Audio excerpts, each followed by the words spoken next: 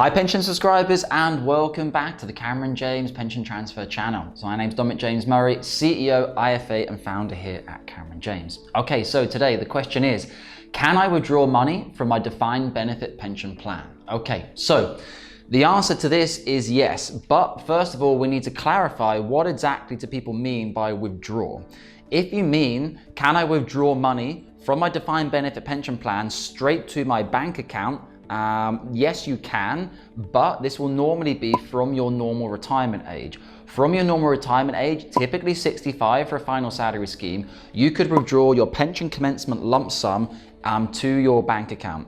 Then you would obviously have your annual payments, which would be fixed at a point in time for the rest of your life at a fixed amount. If what you mean is, can I withdraw the entirety of my final salary scheme to your bank account, you'll have to do something slightly different in most instances. If you wish to have a conversation about withdrawing money from your defined benefit scheme, kindly use the description link below to book in via Calendly at a time and day which is most suitable for yourself. You will receive a full due diligence email and your appointment will be confirmed. You can also use WhatsApp to start a more informal conversation before we look to get you booked in for your free initial consultation. Okay, so if you want to access more than your pension commencement lump sum, typically speaking, from a defined benefit plan, you will need to transfer to a personal pension defined contribution scheme, the most common of which would be a SIPP transfer, SIPP. Once you've completed your SIPP transfer, you can do this from the age of 55. From the age of 55, you can withdraw up to 100% of your SIPP value. The first 25% will be tax-free pension commencement lump sum. The remaining 75% would be taxed at your marginal rate of tax. As such, is it a smart idea to transfer your final salary pension at age 55 to a SIPP and withdraw all of it in one go? Possibly not. It wouldn't be very good tax planning because that 75% would likely be taxed at a very high rate of tax, particularly if you're already working. So it's maybe not advisable. I have had clients who've been in terrible situations where they've needed to do so though. However, it's not necessarily advisable. You should always speak to your tax advisor about this.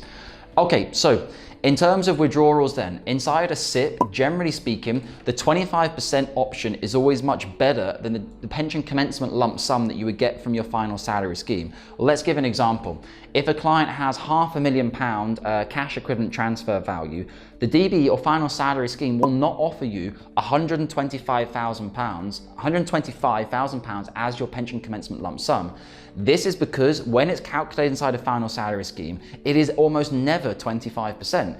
Generally speaking, you might get 14, 15, 16, 17, 18, 19% as a tax-free lump sum, and then you would have a reduced annual pension on an ongoing basis.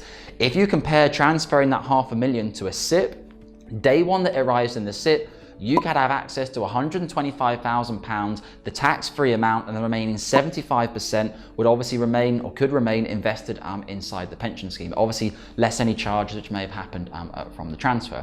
So it's far more tax efficient to use a SIPP to withdraw money from your defined benefit scheme than it is to withdraw money directly from your defined benefit scheme. There's also then a consideration of taking an early retirement from your defined benefit scheme, which means you could start to withdraw money from your defined benefit plan at an earlier stage. However, as per some of my other videos I've discussed this, you generally do not get a good deal if you say you want to retire early from your scheme. It's effectively like you saying, no, I want the money now, I don't want to wait. Your scheme obviously applies a penalty to that because in fairness to them, they were not planning on paying you that money until typically age 65. If you want it from age 55 or age 60, they then have to find that money from somewhere, and as such, you have a penalty. Obviously, with a lot of schemes having deficits as well, it's a nice way for the trustees to try and improve or decrease the deficit levels inside the scheme as well. Subscribers, always please like, share and comment, and if you haven't subscribed yet, do hit the big red subscribe button below. Okay, so that's really my summary on withdrawing money from your final salary scheme. Obviously, transfer into a SIPP is not available for everyone.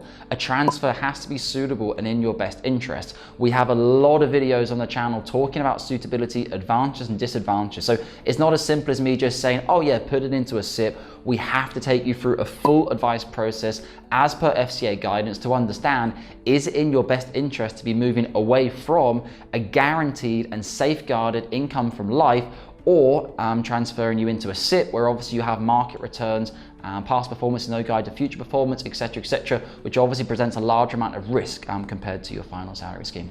Guys, I hope you found this short video today helpful. I look forward to hearing from you, and obviously if you have any questions, please do hit me up in the comment section. I look forward to responding to you there, and as always, take care with your final salary schemes and speak to you soon. Thank you.